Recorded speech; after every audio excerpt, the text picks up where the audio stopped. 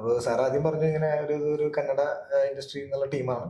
അപ്പോൾ ഇനീഷ്യലി നമ്മൾ വിചാരിച്ചത് ഇനി കന്നഡ പഠിക്കേണ്ടി വരും ഇതുണ്ടായിരുന്നു. പക്ഷെ സിനിമ മലയാളത്തിലാണ് ചെയ്യുന്നതെന്ന് പറഞ്ഞു. പക്ഷെ ഷൂട്ടൊക്കെ മംഗലാപുരം, ആക്ച്വലി ഇത് കേരള കർണാടക ബോർഡർ ഉണ്ടല്ലോ, കാസർഗോഡ് മംഗലാപുരം ആ ബോർഡറിലായിരുന്നു ഷൂട്ട് ചെയ്തിരുന്നത്. അതുകൊണ്ട് തന്നെ എന്റെ ആക്ച്വലി മൂവീസിൽ ഫസ്റ്റ് ടൈമാണ് ഔട്ട്സൈഡ് കേരള ഞാൻ ഷൂട്ട് ചെയ്യുന്നത്. ഓരോ ക്യാരക്ടേഴ്സിനും അതിൻ്റെതായിട്ടുള്ള ഒരു ഇമ്പോർട്ടൻസ് ഉണ്ട്. സോ ഒരാളും ഇവിടെ അൺവാണ്ടഡ് അല്ല. സോ കുറെ ക്യാരക്ടേഴ്സ് അച്യുത നേരിട്ട് കാണാത്ത ക്യാരക്ടേഴ്സ് ആണ്, പക്ഷെ എവിടെയോ ഏതോ പോയിന്റിൽ അവരുടെ ലൈഫിൽ ആ ഒരു ക്യാരക്ടർ ഇമ്പാക്ട് ചെയ്യും. ജസ്റ്റ് ലൈക്ക് ഹൗ എല്ലാ നോർമൽ ആൾക്കാരുടെ ലൈഫിലും നമുക്ക് എങ്ങനെയാണോ ഒരു റാൻഡം തേർഡ് പേഴ്സൺ നമ്മുടെ ലൈഫിൽ ഇമ്പാക്ട് ചെയ്യുന്നത്, അതേപോലെ തന്നെ ഈ ക്യാരക്ടേഴ്സും അവൾ ഇമ്പാക്ട് ചെയ്യും ഒരുപാട്. ജോസഫ് ഏട്ടൻ ഇങ്ങനെ ഞങ്ങളുടെ അവിടെ ഒരു ഞങ്ങൾ വർക്ക്ഷോപ്പ് കണ്ടക്ട് ചെയ്തത്, പുള്ളി അതിനകത്ത് പാർട്ടിസിപ്പേറ്റ് ചെയ്യാനായിട്ട് ഒരു സീനിയർ കൂടിയാട്ടം ആർട്ടിസ്റ്റ് ആയിട്ടുള്ള ഉഷ നങ്ങിയാരുടെ വർക്ക്ഷോപ്പാണ്. അപ്പൊ അങ്ങനെ പുള്ളി വന്നപ്പോൾ വിളിച്ച് സംസാരിക്കുന്ന കൂട്ടത്തിലാണ് ഇങ്ങനെ എന്റെ കാര്യങ്ങളൊക്കെ പറയും. ഇപ്പൊ ആളുടെ കാര്യങ്ങൾ പറഞ്ഞു. ഞാനിങ്ങനെ ആക്ടിങ് ഇഷ്ടമാണ്, സിനിമയൊക്കെ നോക്കുന്നുണ്ടെന്ന് പറഞ്ഞ ഒറ്റ വാചകത്തിലാണ് പുള്ളി പറഞ്ഞത് ഞാൻ വർക്ക് ചെയ്യുന്നുണ്ട്, ഇൻട്രസ്റ്റ് ഉണ്ടെങ്കിൽ ഫോട്ടോ അയക്കുമെന്ന് പറഞ്ഞു. അപ്പൊ അങ്ങനെ അയച്ച ഒരൊറ്റ ഇതിലാണ് ഇതിലേക്ക് വന്നത് കിട്ടിയത്.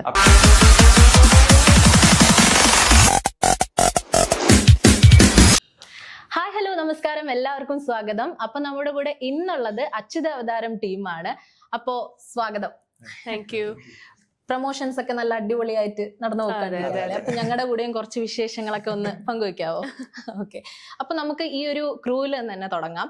എല്ലാവരും ഒന്ന് ഇൻട്രൊഡ്യൂസ് ചെയ്തിട്ട് എന്തൊക്കെ വേഷമാണ് നിങ്ങൾ ഇതിൽ ചെയ്തിട്ടുള്ളത്, എന്തായിരുന്നു നിങ്ങളുടെ ഒരു പാർട്ട്, അതുപോലെ തന്നെ എങ്ങനെയായിരുന്നു ഈ ഒരു മൂവിയിലേക്ക് നിങ്ങൾ എത്തപ്പെട്ടത് എന്നുള്ളതുകൂടി ഞങ്ങളോടൊന്ന് ഷെയർ ചെയ്യാവോ? എന്റെ പേര് അരുൺ എന്നാണ്, തൃശ്ശൂരാണ് നാട്. ഞാൻ തിയേറ്ററാണ് ചെയ്തിരുന്നത്. ഇപ്പോ സിനിമ 2018 മുതൽ ചെയ്യുന്നുണ്ട്. ലീഡ് റോളൊക്കെ ചെയ്തിട്ടുള്ളതാണ്. അങ്ങനെ പെട്ടെന്ന് അറിയപ്പെടുന്നില്ല എന്നുള്ളൂ. ഈ സിനിമയിലേക്ക് വരുന്നത് ഇതിലൊരു ദീക്ഷിത് എന്ന് പറഞ്ഞ ക്യാരക്ടറാണ് ചെയ്യുന്നത്. ഇതിലേക്ക് വരുന്നത് ജോസഫ് സാറാണ് ഇതിലേക്ക് സജസ്റ്റ് ചെയ്തത്. നമുക്ക് കാസ്റ്റിംഗ് ഡയറക്ടറാണ്. പിന്നെ ഇതിലൊരു പ്രധാന വില്ലന്റെ വേഷം ചെയ്തിട്ടുള്ളത് അദ്ദേഹം തന്നെയാണ്. അങ്ങനെയാണ് ഈ സിനിമയിലേക്ക് എത്തുന്നത്. പിന്നെ ജോസഫ് സാറിനെ എന്നെ പരിചയപ്പെടുത്തിയത് ലിഗോഷ് എന്ന് പറഞ്ഞിട്ടൊരു സുഹൃത്താണ്. അദ്ദേഹം ഒരു സിനിമ ചെയ്യാൻ വേണ്ടിയുള്ള തയ്യാറെടുപ്പിലാണ്. അങ്ങനെയാണ് പെട്ടെന്ന് ഉണ്ടായതാണ്. പെട്ടെന്ന് നമ്മള് വിചാരിക്കാതെ വന്നിട്ട് ഒരു 1-2 ആഴ്ച കൊണ്ട് കൺഫർമേഷൻ ആയിട്ട് ചെയ്തതാണ്. പിന്നെ എനിക്ക് കുറച്ച് ഒരു മാസത്തോളം ഒരു ട്രെയിനിങ് ഒക്കെ എടുക്കേണ്ടി വന്നിട്ടുണ്ട്. കുറച്ച് വേണ്ടിയിട്ട് ഇതിനു വേണ്ടിയിട്ട് വളരെ റിസർച്ച് ഒക്കെ നടത്തേണ്ടി വന്നിട്ടുണ്ട്. ഇതില് എനിക്ക് കുറച്ച് വെയിറ്റ് കൂട്ടാണ്ടായിരുന്നു. അപ്പൊ ഒരു മാസം എന്ന് പറഞ്ഞിട്ട് എനിക്കൊരു 3 ആഴ്ച കിട്ടി. ഒരു 4-4.5 കിലോളം വെയിറ്റ് കൂട്ടി. അതിന്റെ കൂടെ തന്നെ ബോക്സിംഗ് കുറച്ച് ട്രെയിനിങ് എടുക്കേണ്ട കാര്യം ഉണ്ടായിരുന്നു. കുറച്ച് ഫൈറ്റ് സീൻസ് ഒക്കെ ഉള്ള ഒരു ബോക്സിംഗ് ആയിട്ടുള്ള റിംഗ് ഫൈറ്റ് ഒന്നല്ല, നല്ല നാടൻ തല്ല്.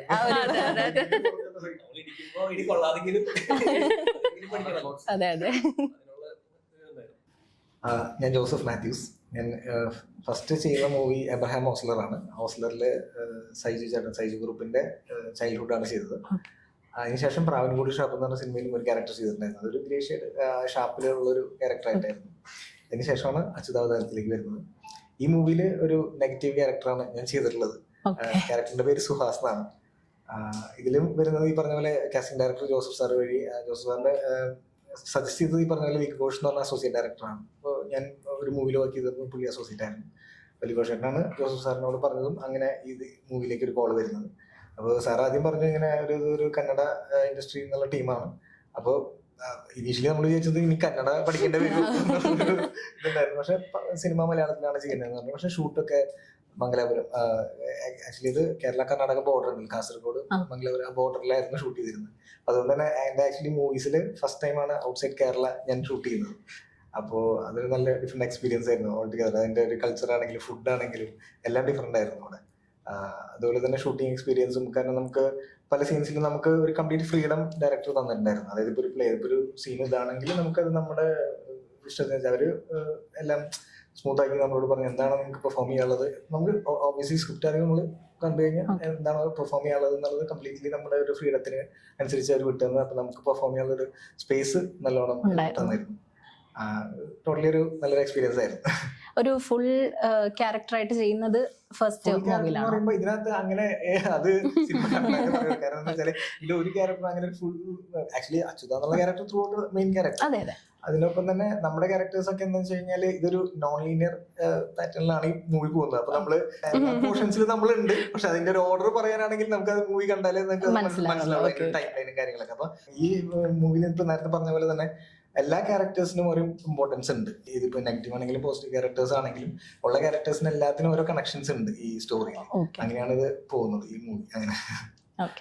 അപ്പോ 2 നെഗറ്റീവ് ക്യാരക്ടേഴ്സിന് ശേഷം നമുക്ക് അല്ല നെഗറ്റീവ് ആള് ഫൈറ്റ് ചെയ്യുന്നു അല്ലൊരു വില്ലനാണ്. അല്ല നമുക്കൊരു വില്ലൻ ടാഗ് എന്നൊക്കെ വരുമ്പോഴത്തേക്കും നമ്മുടെ മൈൻഡിൽ എന്തായാലും അടി ഇടിയൊക്കെ വരുമ്പോൾ ഒരു നെഗറ്റീവ് ഷെയ്ഡ് ആണല്ലോ ഉദ്ദേശിക്കുന്നത്. നമ്മുടെ നല്ല ആൾക്കാർക്കും വേണ്ടിയിട്ട് വേണം ഒരാൾ നമുക്ക് വേണ്ടി ശബ്ദിക്കാൻ. അതെ അതെ, നമുക്ക് പണ്ടൊരു ആശ്വാസം കിട്ടും, ബാബു ആന്റണിയുടെ സൈഡിൽ ആരാണോ അപ്പൊ നമ്മൾ ഹാപ്പിയാണ്. ഓക്കെ, അപ്പൊ എന്തായാലും നമ്മുടെ അച്യുത എന്ന് പറയുന്ന ക്യാരക്ടറാണ് ചേച്ചി ചെയ്യുന്നത്, ലീഡ് ക്യാരക്ടറാണ് ചെയ്യുന്നത്. എനിക്കൊന്നും ഈ മൂവി ഉടനീളം അച്യുതയിലൂടെയാണ് ഈ ഒരു സ്റ്റോറി പോയിക്കൊണ്ടിരിക്കുന്നത്. ചേച്ചിയുടെ ഒരു പെർസ്പെക്റ്റീവിൽ നിന്നാണ് ഈ ഒരു മൂവി പോകുന്നത്. അപ്പൊ എന്താണ് എക്സ്പീരിയൻസ് കാര്യങ്ങളൊക്കെ ഒന്ന് പറയാമോ? സോ എന്റെ പേര് മാളവിക നന്ദൻ. ഞാൻ ബാംഗ്ലൂരിലാണ് പഠിച്ചു വളർന്നതൊക്കെ. സോ ഞാനൊരു ലോ സ്റ്റുഡൻ്റ് ആണ്, ക്ലാസിക്കൽ ഡാൻസറൊക്കെയാണ്. സോ പറഞ്ഞ പോലെ കാസ്റ്റിംഗ് ഡയറക്ടർ ജോസഫ് സാർ ആയിരുന്നു. സോ സാറിന്റെ ഡ്രാമയിലാണ് ഞാൻ അഭിനയിക്കാൻ തുടങ്ങിയത് ഫസ്റ്റ്. സോ തിയേറ്റർ ആർട്ടിസ്റ്റും കൂടി ആയതുകൊണ്ടാന്ന് തോന്നുന്നു സാറ് കുറെ തിയേറ്റർ ബാക്ക്ഗ്രൗണ്ടിലുള്ള കുറെ ആൾക്കാരെ അവർ അപ്രോച്ച് ചെയ്യുന്നുണ്ടായിരുന്നു ഈ ഫിലിമിന് വേണ്ടി. സോ അതിൽ ഞാൻ ഒരാളായിട്ട് ഞാൻ വന്നു, ഓഡിഷന് വേണ്ടി വന്നിരുന്നു. സോ നമ്മൾ സ്ക്രിപ്റ്റ് ആദ്യം കണ്ടപ്പോൾ തന്നെ എനിക്ക് ഭയങ്കരമായിട്ട് ഇഷ്ടമായി. കാരണം ഒരു സൈബർ ക്രൈം ത്രില്ലർ ആണെങ്കിൽ പോലും ഒരു ഡിഫറെന്റ് പെർസ്പെക്റ്റീവ് എന്നാണ് നമ്മൾ പറയുന്നത്. ഇതിലൊരു സ്പിരിച്വാലിറ്റി മിക്സ് ഉണ്ട്, പിന്നെ ഫാമിലി ഇമോഷൻസ് നമ്മൾ ഒരുപാട് ഹൈലൈറ്റ് ചെയ്ത് കാണിക്കുന്നുണ്ട്. സോ അങ്ങനത്തെ ഉള്ളൊരു പെർസ്പെക്റ്റീവിൽ ഒരു സൈബർ ക്രൈം ത്രില്ലർ ഞാൻ ആദ്യമായിട്ടാണ് ഞാൻ കാണുന്നത്. സോ ബിക്കോസ് ഓഫ് ദാറ്റ് തന്നെ ഞാൻ വിചാരിച്ചു ഓക്കെ ഇതൊരു നല്ല തുടക്കമായിരിക്കും, എനിക്കൊരു ഡെബ്യൂ ആയിട്ട് ഒരു ഹീറോയിൻ ആയിട്ട് കിട്ടുമ്പോൾ വളരെ ഒരു നല്ല തുടക്കമായിരിക്കും എന്ന് പറഞ്ഞാൽ ഞാൻ ആക്സെപ്റ്റ് ചെയ്തു. പക്ഷെ ഞാൻ ശരിക്കും വിചാരിച്ചില്ല ഞാനിതിൽ ആപ്റ്റ് ആയിരിക്കും ഞാൻ വിചാരിച്ചിരുന്നില്ല. ഒരു മേ ബി ഒരു സമാധാനത്തിന് വേണ്ടി ആ മോള് നന്നായി ചെയ്തു എന്ന് പറഞ്ഞിട്ട് വിട്ടതായിരിക്കും ഞാൻ വിചാരിച്ചത്. പക്ഷെ 2 ദിവസം കഴിഞ്ഞപ്പം അവര് പറഞ്ഞു like you are in for the film. So ഇത് ശരിക്കും നമ്മളൊരു 60 days ബ്രാക്കറ്റിലാണ് നമ്മൾ എൻറ്റയർ ഫിലിമിനെ നമ്മൾ ഷൂട്ട് ചെയ്ത് തീർത്തത്.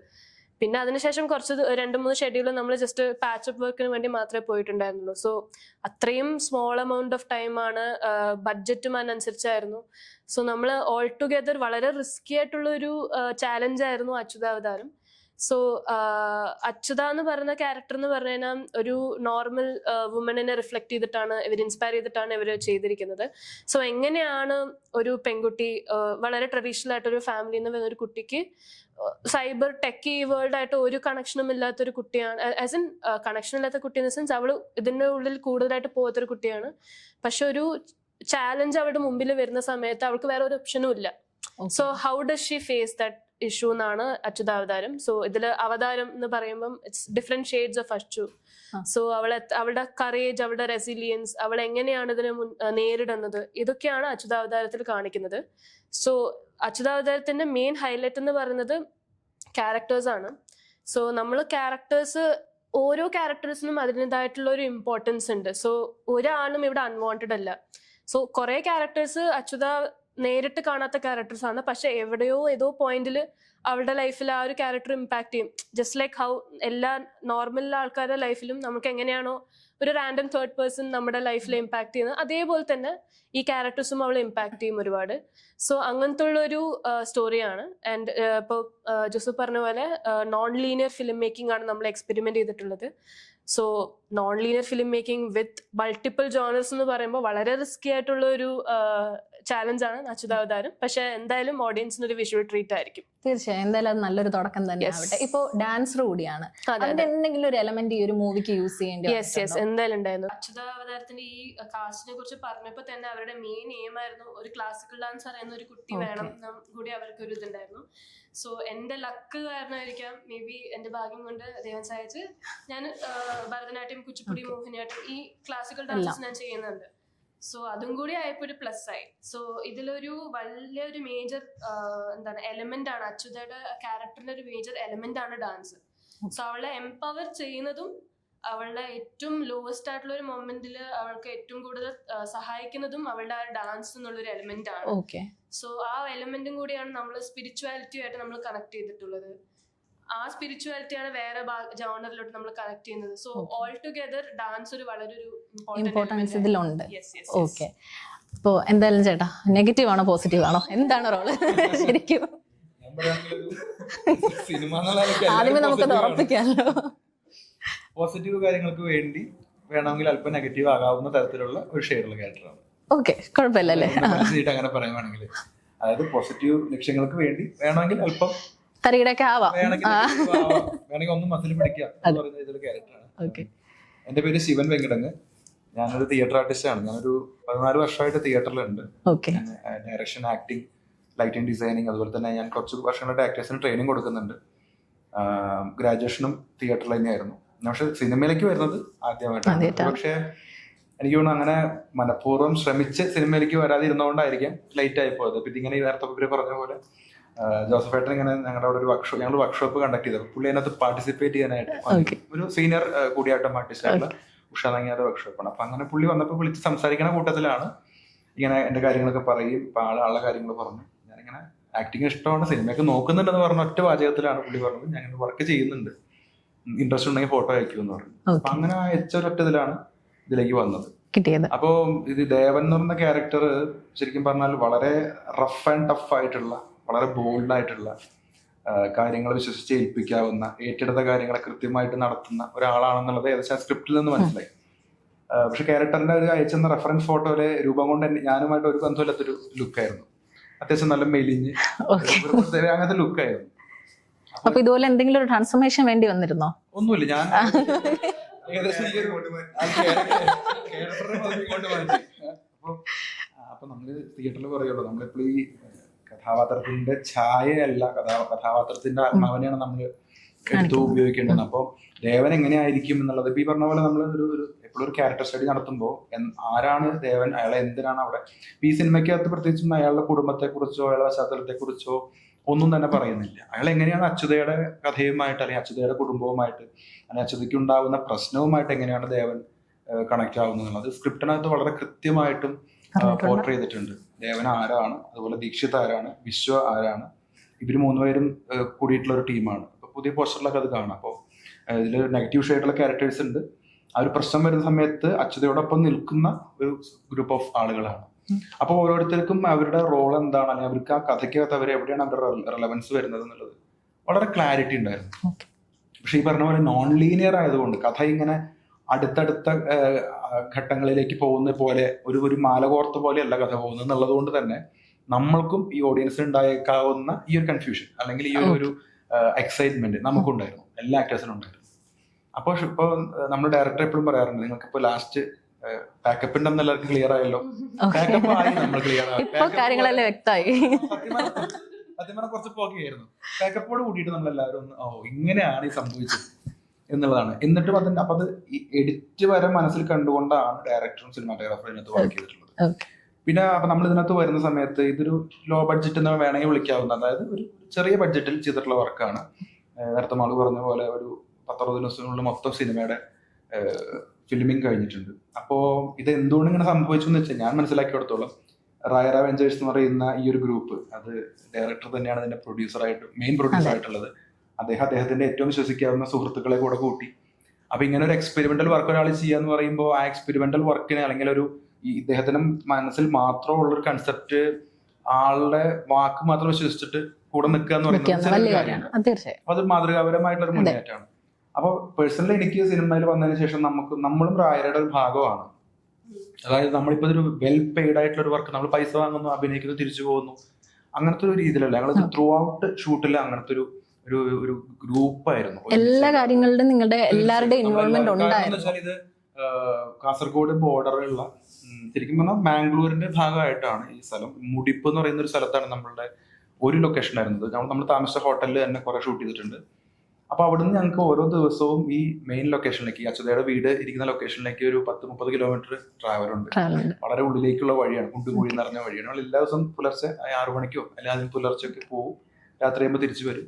അപ്പൊ എന്നും ഈ റിസ്ക് എടുത്തിട്ടാണ് എല്ലാവരും. നമ്മളത് മറ്റേ കാരവാനോ കാര്യങ്ങളോ ഒന്നുമല്ല, ഉള്ള വണ്ടികളിൽ തന്നെ അഡ്ജസ്റ്റ് ചെയ്ത് പോയി. അപ്പൊ തീർച്ചയായിട്ടും അപ്പൊ 1-2 ഘട്ടങ്ങളൊക്കെ ഞാനും വണ്ടി ഓടിച്ചിട്ടുണ്ട്. ഈ നമ്മളെല്ലാവരും കൂടെ കൂടി പോകുമ്പോൾ ഓടിക്കാൻ ആളില്ലെങ്കിൽ നമ്മൾ ഓടിക്കും. കാരണം അതൊരു തിയേറ്റർ പേഴ്സണൽ ആണെങ്കിൽ നമുക്കൊക്കെ അത് പെട്ടെന്ന് കണക്ട് ചെയ്യാൻ പറ്റും. ഒരു ഗ്രൂപ്പ് ഓഫ് ആളുകൾ, അതിൽ ഡയറക്ടറും DOPയും അതിന്റെ അസോസിയേറ്റും ആക്ടേഴ്സും എല്ലാവരും കൂടെ ഒന്നിച്ചിരുന്ന് അത് സിനിമയിൽ അങ്ങനെ അത്ര കോമൺ ആണെന്ന് ഞാൻ വിശ്വസിക്കുന്നില്ല. അതിന് കൃത്യമായിട്ടുള്ള ഹയറാർക്കി ഉള്ള ഒരു മേഖലയാണ് കേട്ടിട്ടുള്ളത്. പക്ഷെ നമ്മൾക്ക് ഇതിനകത്ത് ഒരേ മെസ്സ്, ഒരേ ഫുഡ്, ഒരുമിച്ചിരുന്ന് ഇപ്പൊ തെങ്ങിൻ ചോട്ടിലാണ്, തെങ്ങിൻ ചോട്ടിൽ നമ്മൾ ഭക്ഷണം കഴിക്കുന്നത്.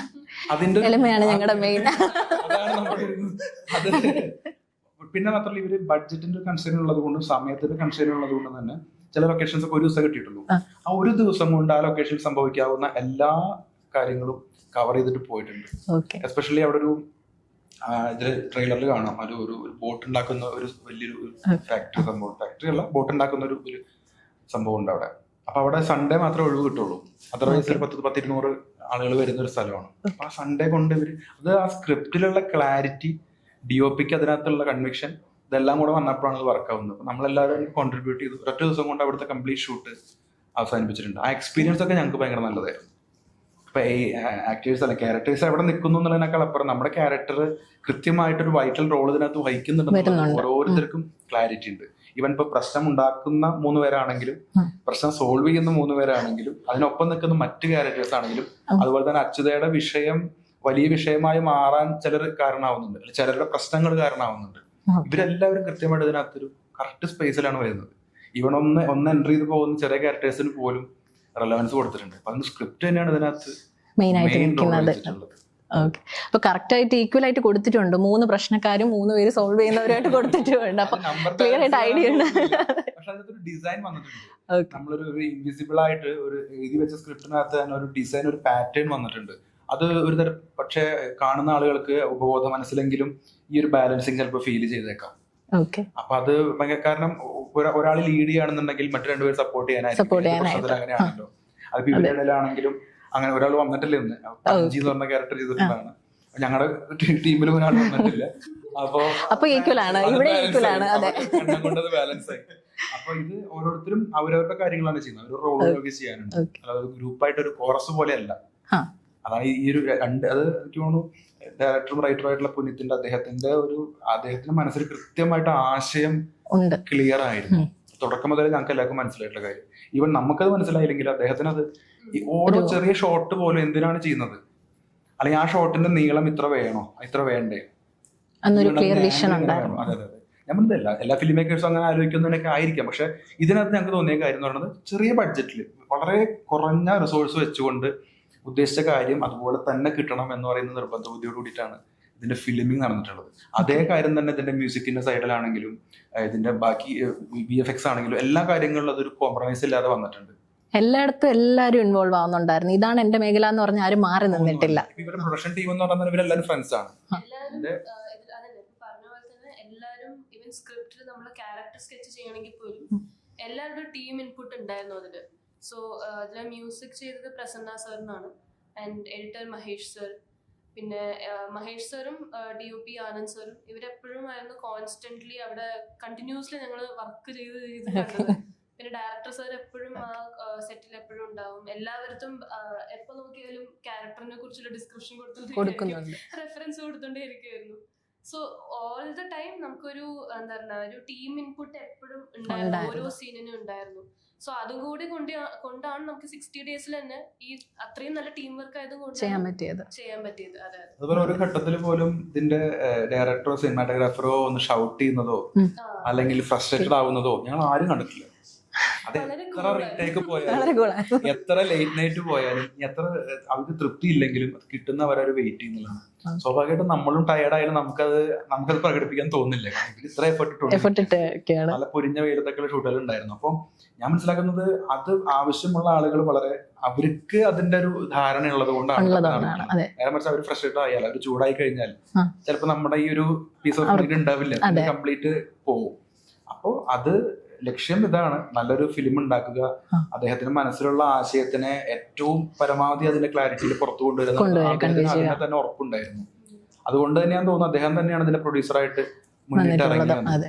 അപ്പൊ നമ്മളെല്ലാവരും അതിന്റെ ഒരു എന്താ പറയാ ഇതിന്റെ സിൻസിയറിറ്റി അല്ലെങ്കിൽ അതിന്റെ ലക്ഷ്യത്തിന്റെ ഒരു ക്ലാരിറ്റി മനസ്സിലാക്കിക്കൊണ്ട് നമ്മൾ മാക്സിമം നമ്മളായിട്ടുള്ള എഫേർട്ട് ഇട്ടിട്ടുണ്ട്. അപ്പൊ ഇതൊരു ഭയങ്കര കമേഴ്ഷ്യൽ മൂവി നമ്മൾ വിളിക്കുമ്പോൾ ഇതൊരു ടീം വർക്കാണ്.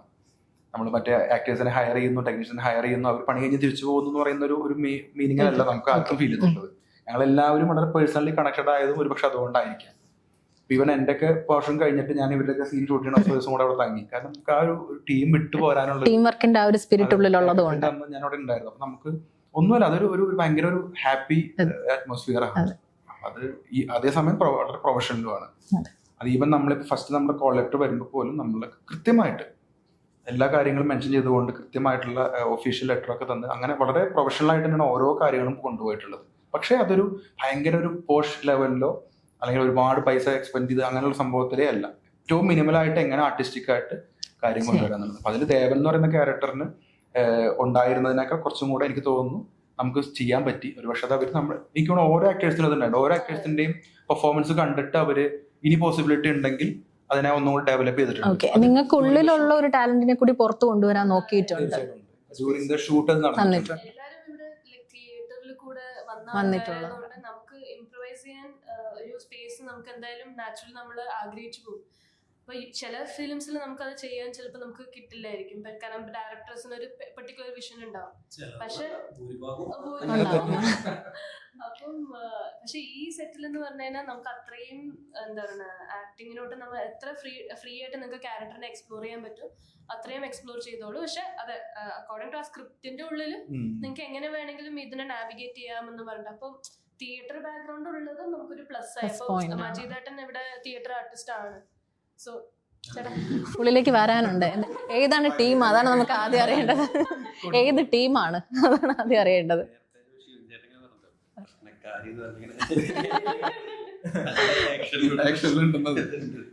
അത് ഞങ്ങള് നെഗറ്റീവ് ഉള്ളൊരു ക്യാരക്ടറാണ്. അഭിഷേക് എന്നാണ് ക്യാരക്ടറിന്റെ പേരുണ്ടായത്. അത് ഇപ്പൊ ഞാനും ജോസഫും പിന്നെ അനന്തകൃഷ്ണനും കൂട്ടാണ് ചെയ്യുന്നത്. അപ്പൊ എനിക്ക് സിനിമയിലേക്ക് വരുന്നത് ഈ തിയേറ്റർ ബാക്ക്ഗ്രൗണ്ട്. ഞാൻ ഒരു 14 വർഷമായിട്ട് തിയേറ്റർ ചെയ്തുകൊണ്ടിരിക്കുകയാണ്. ഞാൻ പഠിച്ചത് MTയും BT MA ഒക്കെ തിയേറ്ററിൽ തന്നെയായിരുന്നു. അപ്പോൾ പിന്നെ കുറച്ച് വർഷങ്ങളായിട്ട് ഒരു തിയേറ്റർ ഗ്രൂപ്പിൽ വർക്ക് ചെയ്തുകൊണ്ടിരിക്കുന്നത്. അപ്പോൾ ജോസഫ് സാറ് ഇതുപോലെ കാസ്റ്റിംഗ് നടത്തിക്കൊണ്ടിരിക്കുന്ന സമയത്ത് നമ്മുടെ തിയേറ്റർ ഗ്രൂപ്പിലേക്ക് വിളിച്ച് എന്നെ പറ്റി എൻ്റെ സുഹൃത്താണ് ജോസഫ് സാർ എന്ന് പറയുന്നത്. അങ്ങനെയാണ് ജോസഫ് സാർ വിളിക്കുന്നത്. ഒരു സിനിമ ഇങ്ങനെ ഒരു കന്നഡ ടീമാണ് ചെയ്തുകൊണ്ടിരിക്കുന്നത്, അവർ മലയാളത്തിലാണ് ചെയ്യുന്നത്. അങ്ങനെ തന്നെ ഓക്കെ നമുക്ക് ഇനി നോക്കാൻ ചെയ്യാത്തതാണ്. ക്യാരക്ടർ എന്താണെന്ന് അറിയണമെന്നില്ല. ഓക്കെ നേരെ പോകുന്നു. അപ്പോൾ തന്നെ ഏകദേശം നമുക്കൊരു നമ്മുടെ പോർഷൻസ് ഒക്കെ അയച്ചിട്ടുണ്ടായിരുന്നു. വായിക്കുന്ന സമയത്ത് ഞാൻ ഒന്നും മനസ്സിലായിരുന്നില്ല. മനസ്സിലായി. ഇപ്പൊ ഇവരൊക്കെ പറഞ്ഞ നോൺ ലീനർ ആയതുകൊണ്ട് തന്നെ അതിന്റെ കണക്ഷൻസ് നമുക്ക് മനസ്സിലായിട്ടുണ്ടായിരുന്നില്ല. പക്ഷെ ഓരോ ഘട്ടം കഴിയുമ്പോൾ ഈ സാറ് കൃത്യമായിട്ട് നമുക്ക് ഒരു ക്ലാരിറ്റി എടുത്ത് ഇങ്ങനെയാണ് ഇങ്ങനെയാണ് മറ്റു മനസ്സിലാവുന്നുണ്ട്. ഇത് ഇപ്പൊ നാടകം പറഞ്ഞ പോലെ നമ്മൾക്ക് ഈ തിയേറ്ററിൽ വരുന്നതിന്റെ പ്രശ്നമില്ല. നമുക്ക് സാധനം കിട്ടി കഴിഞ്ഞാൽ കുറച്ചും കൂടി ചെയ്യാനുള്ളൊരു സാധനം ഉള്ളിൽ നിന്ന് വരും. അപ്പൊ ഇങ്ങനെ കൂടി ചെയ്ത ഇങ്ങനെ ഇതിനെ ആലോചിച്ചോടെ പറയുമ്പോ സാറ് പറയും അത്ര പോണ്ട. ഇപ്പൊ ടെക്നിക്ക് പിടികിട്ടി എന്ന് പറയില്ലേ, ഇപ്പൊ ടെക്നിക്ക് പിടികിട്ടി എന്നുള്ള ആ ഒരു ഞങ്ങൾ ചോദിക്കും കൂടി ചെയ്യാൻ കുറച്ച് നല്ലതല്ലേ. പക്ഷെ ഇതിന്റെ ഔട്ട് എവിടെ കട്ട് വരുന്നു, ഈ കട്ട് എവിടെ കണക്ട് ചെയ്യുന്നു എന്നുള്ളത് പിന്നീട് അതിന്റെ ഫ്രണ്ട് കണ്ടപ്പോ മനസ്സിലായി. കൃത്യമാണ് പറഞ്ഞത്, കൃത്യമാണെന്നത് പിന്നീട് മനസ്സിലായി. പിന്നെ പറഞ്ഞ പോലെ ഇവരൊക്കെ എന്റെ ഏകദേശം ഒരു രൂപം കാര്യം പറഞ്ഞത്. അതുപോലെ ഇപ്പൊ അനന്തകൃഷ്ണനാണ് ഇതില് അവിടെ എത്തിയിട്ടില്ല. അതാണ് ഈ മലകര സിസ്റ്ററിന്റെ ബ്രദറിന്റെ കൂടെയുള്ള ക്യാരക്ടറാണ്. അവരുടെ കൂടെ രണ്ടുപേരാണ് ഞാൻ ജോസഫ്. അത്യാവശ്യം എന്ന് വെച്ച് കഴിഞ്ഞാൽ ഭയങ്കര ഈ നെഗറ്റീവ് ക്യാരക്ടർ പറയുമ്പോ അങ്ങനെ ഭീകര വില്ലന്മാരൊന്നല്ല, ചെറിയ രീതിക്കൊക്കെ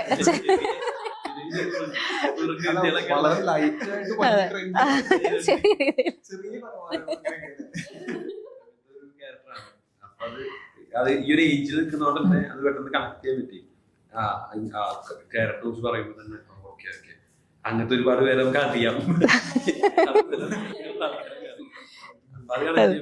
പിന്നെ അതിന്റെ പ്രോസസ് പോലെ ഭയങ്കര രസമായിരുന്നു. ഞങ്ങൾ കുറച്ച് അധ്വാനിച്ചിട്ടുണ്ട്, നന്നായിട്ട് പണിയെടുത്തിട്ടുണ്ട്.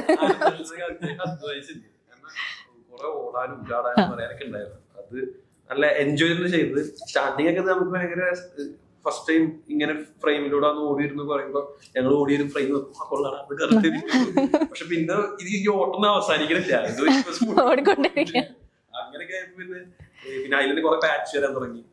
Okay okay. പിന്നെ ചെയ്തു ഓരോ ദിവസം കഴിയുമ്പോൾ നമുക്ക് ബോഡി പെയിൻ ഇതൊക്കെ ഉണ്ടാവും. പക്ഷെ നമുക്കൊരു ദിവസം ഭയങ്കര ഹെവി ആണെങ്കിൽ ദിവസം കുറച്ച് ലൈറ്റ് ആക്കി തരും വരും.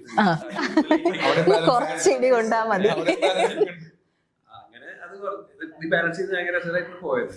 പിന്നെ ഈ ഷൂട്ട് മാംഗ്ലൂർ വെച്ച് നടക്കുന്ന ഒരു ഭയങ്കര ഗ്രാമത്തിൽ പ്രദർശനം നടക്കുന്നുണ്ട്. അതുപോലെ തന്നെ സിറ്റി അങ്ങനത്തെ സ്ഥലത്ത് ലൊക്കേഷൻ ഉണ്ടായിരുന്നു ഞങ്ങൾക്കൊക്കെ. അപ്പൊ അത് രണ്ടെണ്ണം എക്സ്പീരിയൻസ് ആണ്.